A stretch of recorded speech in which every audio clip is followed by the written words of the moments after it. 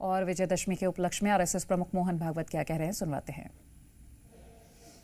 और समाज की एकता और दृढ़ता का एक उत्तम चित्र प्रस्थापित हुआ और यह भी वह घटना हमको सिखा गई कि यद्यपि हम सबके प्रति मित्र भाव रखते हैं और रखेंगे, फिर भी अपने सुरक्षा के विषय में हमको अधिकाधिक सजग रहना पड़ेगा, समर्थ बनना पड़ेगा।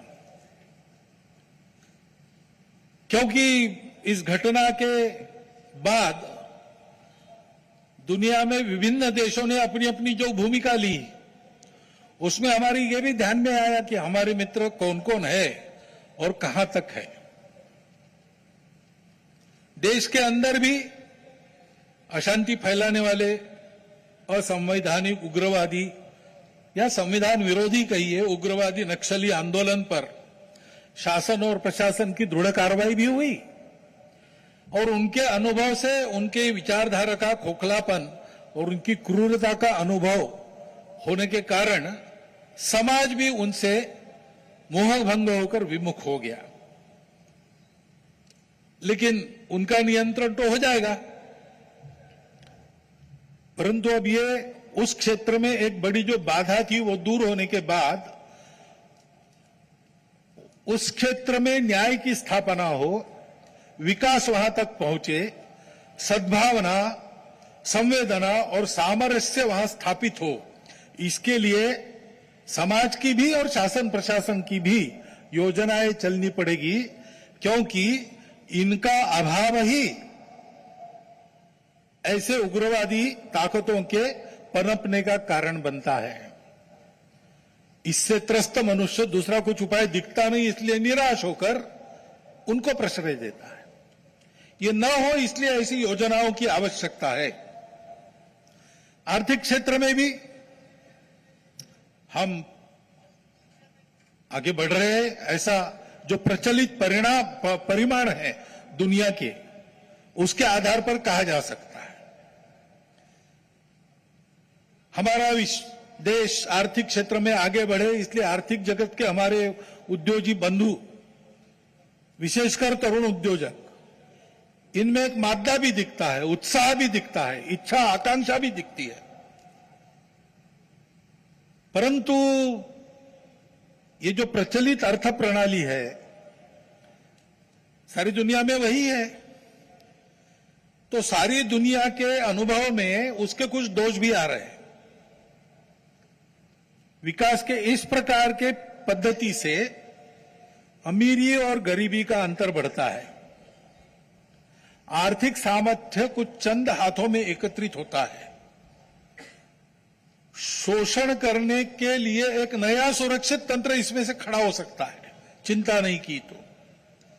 पर्यावरण के हानि की समस्या खड़ी हो जाती है और मनुष्यों के आपसी व्यवहार में कई प्रकार की व्यापारिक दृष्टि और अमानवीयता की बातें प्रवेश कर जाती है।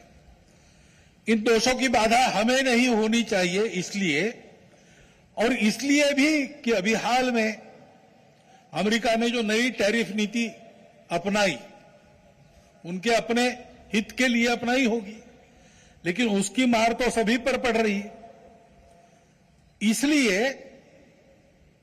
ये सारा परिदृश्य अथवा ये सारी प्रचलित पद्धति, उस पर हम निर्भर हो जाए ऐसी नहीं है। विश्व का जीवन परस्पर निर्भरता से ही चलता है। राष्ट्रों में आपस में सब प्रकार के संबंध होने पड़ते हैं। अकेला राष्ट्र अलगाव में, आइसोलेशन में जी नहीं सकता। परंतु ये निर्भरता मजबूरी में न बदल जाए, क्योंकि वो कब बदलेगी, कैसे बदलेगी, उसका कोई पता नहीं। और इसलिए इस निर्भरता को मानते हुए, विश्व जीवन की एकता को मानते हुए, हमको इसको मजबूरी न बनाते हुए जीना अगर है तो स्वदेशी और स्वावलंबन का कोई परिणाम नहीं, कोई पर्याय नहीं। हमको आत्मनिर्भर होना पड़ेगा, स्वावलंबी जीवन जीना पड़ेगा, स्वदेशी का उपयोग करना पड़ेगा और फिर भी अंतर्राष्ट्रीय संबंधों का सब प्रकार के, राजनयिक हो, आर्थिक हो, व्यापारिक हो, इन सब का जतन हमको करना पड़ेगा, लेकिन उसमें मजबूरी नहीं होगी, हमारी अपनी इच्छा होगी, हमारा अपना सद्भाव होगा, ऐसा हमको बनना पड़ेगा। प्रचलित पद्धति जो है उसके दुष्परिणाम हमारे यहां भी दिखते हैं। अभी हाल में ही जो खबरें पिछले 1-2 साल से चल रही है, प्रत्यक्ष हम देख रहे हिमालय के क्षेत्र में कैसे चल रहा है। वर्षा का अनियमित होना तो सर्वदूर है, प्रकृति के प्रकोप भी बढ़ गए हैं, भूस्खलन होता है, अप्रत्याशित वर्षा होती है, हिमनदियां सूख रही है। ऐसे परिणाम गत 3-4 वर्षों में तीव्र होते चले जा रहे हैं। ये हिमालय हमारे लिए सुरक्षा की दीवार और दक्षिण पूर्व एशिया के लिए उसका पूरा जलस्रोत हिमालय से ही आता है। अगर प्रचलित विकास की पद्धति में से इन सारी बातों को और प्रोत्साहन मिलता हो होने के लिए, तो उस नीति का हमको पुनर्विचार करना पड़ेगा, क्योंकि हिमालय की आज की अवस्था एक खतरे की घंटी बजा रही है। प्राकृतिक उथल पुथल है तो जनजीवन में भी उथल पुथल दिख रही है। श्रीलंका में, बाद में बांग्लादेश में, बाद में नेपाल में, हमारे पड़ोसी देशों में भी हमने इसका अनुभव किया।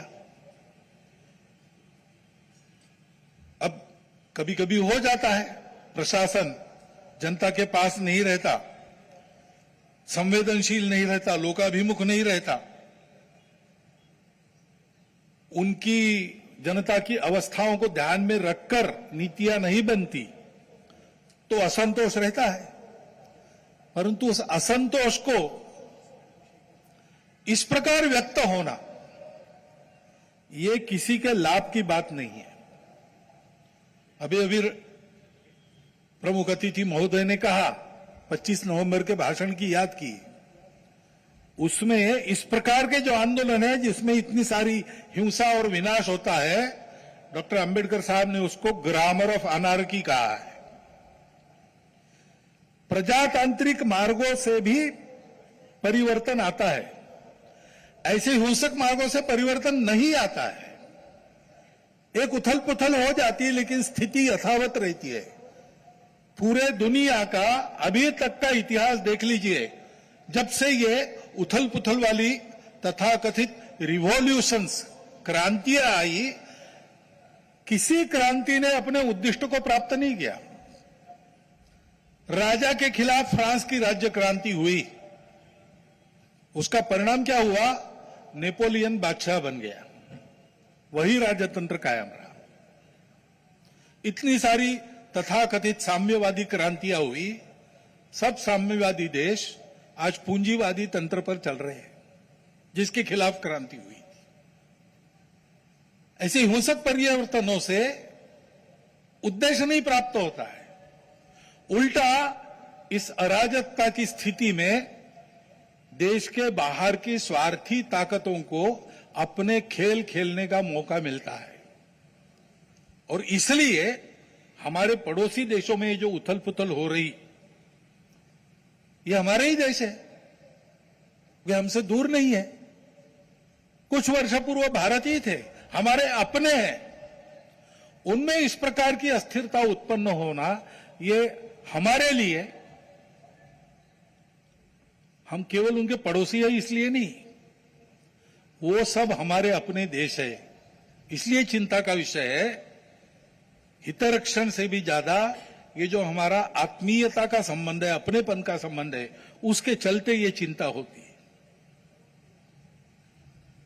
परिस्थितियां ऐसी है, जैसा मैंने कहा, दोनों प्रकार है। सुखदायक रूप बहुत दिखता है, सुख सुविधा बढ़ी, मनुष्य के ज्ञान की, विज्ञान की प्रगति हुई, व्यवस्थाएं आरामदायक बनी, राष्ट्र पास आए, माध्यमों के जरिए भी और आर्थिक लेन देन के जरिए भी। परंतु इस परिवर्तन की, विज्ञान और तकनीकी की गति इतनी ज्यादा है कि मनुष्यों की गति का बदलने की और उसका तालमेल नहीं बैठ रहा है। इसलिए भी मनुष्य जीवन में कई प्रकार की समस्याएं, युद्ध, अन्य छोटे बड़े कलह, ये तो सब चल ही रहे। प्रकृति के उग्र प्रकोप को हम अनुभव कर रहे हैं, लेकिन परिवारों में भी टूटन आ रही है। नागरिक जीवन में बढ़ता हुआ अनाचार, अत्याचार दिखाई देता है। इसके शमन के इसके उपाय चलते हैं, प्रयास हुए हैं, परंतु इसका पूर्ण निदान होने में वो असफल हो गए। और उसके ऊपर अस्वस्थता, कलह, हिंसा को बढ़ाते हुए विश्व में सब प्रकार की परंपरा, मांगल्य, संस्कृति, श्रद्धा